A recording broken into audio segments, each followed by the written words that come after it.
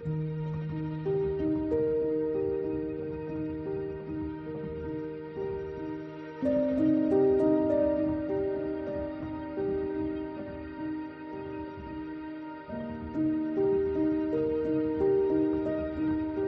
হয়ে গেছি আমরা, বাস।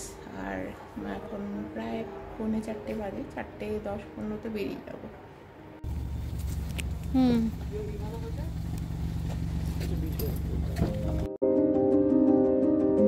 তো আমরা ক্যাব বুক করে রেখেছিলাম আগের রাত থেকেই, তো ক্যাব এসে গেছে, আমরা বেরিয়ে পড়েছি। আর আগের দিন রাত্রিবেলায় বড় ছেলে আমার চলে গেছে পিজিতে, কারণ কি ভোরবেলা আমরা বেরাবো বলে। আমাদের দিল্লি থেকে 8:40-এ ফ্লাইট। তো তো ওই জন্যই আমরা একটু তাড়াতাড়ি বেরালাম। একটু সাউথ দিল্লি থেকে একটু সময় লাগে, বাট যেহেতু রাস্তাঘাট খুবই ভোরবেলা খালি, তো আমরা রাত্রি পৌঁছে গেছিলাম মোটামুটি।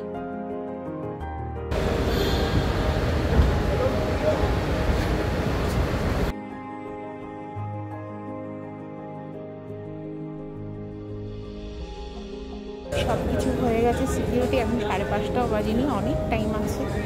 যাচ্ছি গেটের দিকে, জল তেষ্টা পাচ্ছে মারাত্মক। যেহেতু সব তাড়াতাড়ি হয়ে গেছে, চা বা এগুলো একটু খেতে খুব ইচ্ছা হচ্ছিল, তো আমরা ভাবলাম যে চলো লাউঞ্জে গিয়ে সবাই মিলে একটু কিছু খাওয়া দাওয়া মানে ব্রেকফাস্ট টাইপের একটু কিছু করার। কিন্তু খেতে বসে এত কিছু নিয়েছি, বাট মোটেও ইচ্ছে হচ্ছে না তো সকাল সকাল কিছু খেতে। তো যাই হোক, চাটার খুব দরকার ছিল, চাটা খেলাম। আর মন মেজাজ এমনি খারাপ হয়ে যায় অটোমেটিকলি, যেহেতু ফিরতে হচ্ছে আবার। তো চলো, খাওয়া দাওয়া কমপ্লিট, এবারে গেটের দিকে এগাচ্ছি এবারে আমরা।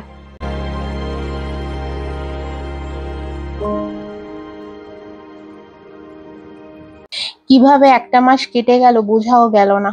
আর সব থেকে বেশি দুঃখ হয় বড় ছেলেকে যখন এখান থেকে ছেড়ে আমাদের আবার ফিরতে হয়, সেটাই সব থেকে বড় দুঃখ। এখন আমরা যাচ্ছি গেটের দিকে।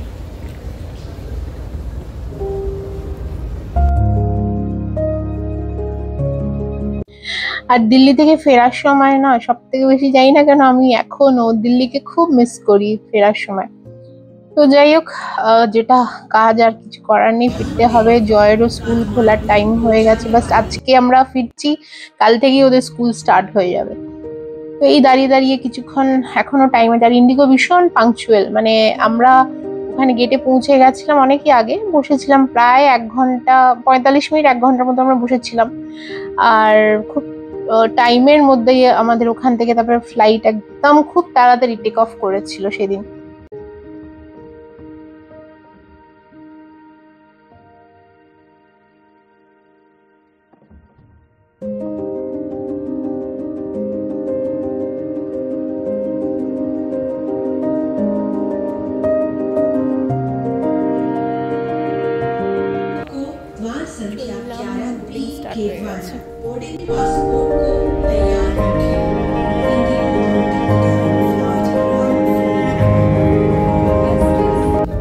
তো একদম টাইমে আমাদের ফ্লাইট ছেড়ে দিল।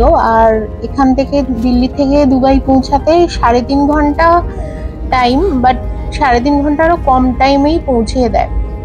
আর চললাম আবার দেশ ছেড়ে, দিল্লি ছেড়ে। আমি যখন ভয়েস ওভার করছি বা এই ভিডিওটা যখন আমি মানে পাবলিশ হতে দেব বলে একটা এডিটিং করছি, আমার বিশ্বাস করো দেখে না খুব মন খারাপ হচ্ছে, খুব খুব মন খারাপ হচ্ছে। লিটারালি এটা বলার নয় কিছু, যে এই আশার অপেক্ষায় থাকি আমরা, কিন্তু কি করে যেন ছট করে একটা মাস কেটে যায়, বোঝাও যায় না।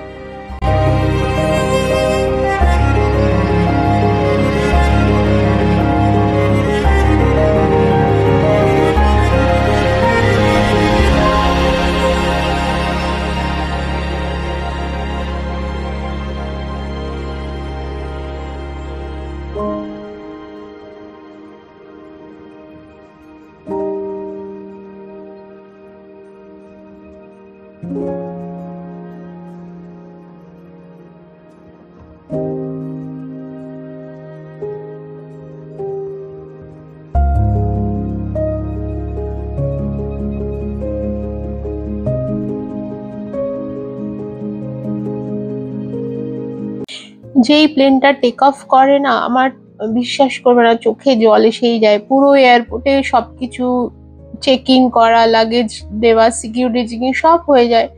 একটু একটুও কান্না পায় না, কিন্তু যেই ফ্লাইটটা টেক অফ করে চোখের কোনায় যেন একটু জল এসেই যায়, জানি না কেন।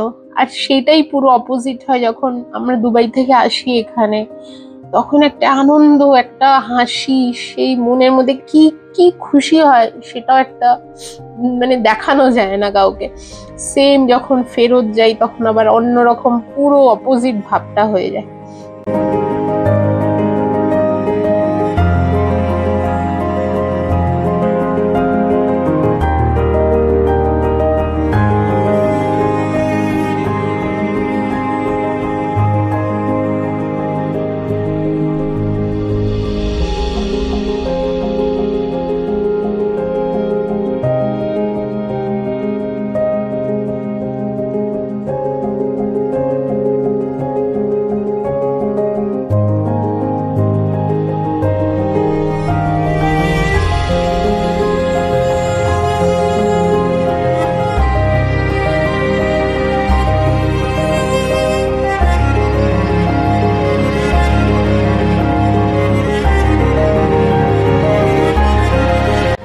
আর কিছুক্ষণের মধ্যেই প্লেনও পৌঁছে যাবে আমাদের নিচে। সেই দেখা যাচ্ছে রুক্ষ পাহাড়, রুক্ষ মরুভূমি, এত সুন্দর বৃষ্টি, সবুজ, সব ছেড়ে আবার চলে আসলাম এমন দেশে সবকিছু রুক্ষ, বৃষ্টি নেই, কিছু না, দেখা যাচ্ছে সেই দুবাই শহর। চলো নামবো আমরা একটু পরে, আর 10-15 মিনিটের মধ্যেই আমাদের ফ্লাইট ল্যান্ড করবে।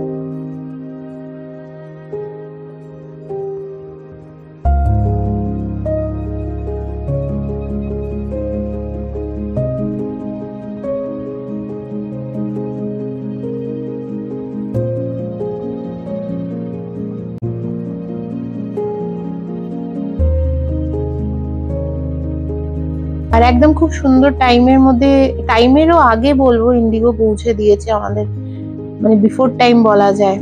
তো এবারে অপেক্ষা, তারপরে আমরা সব নামবো।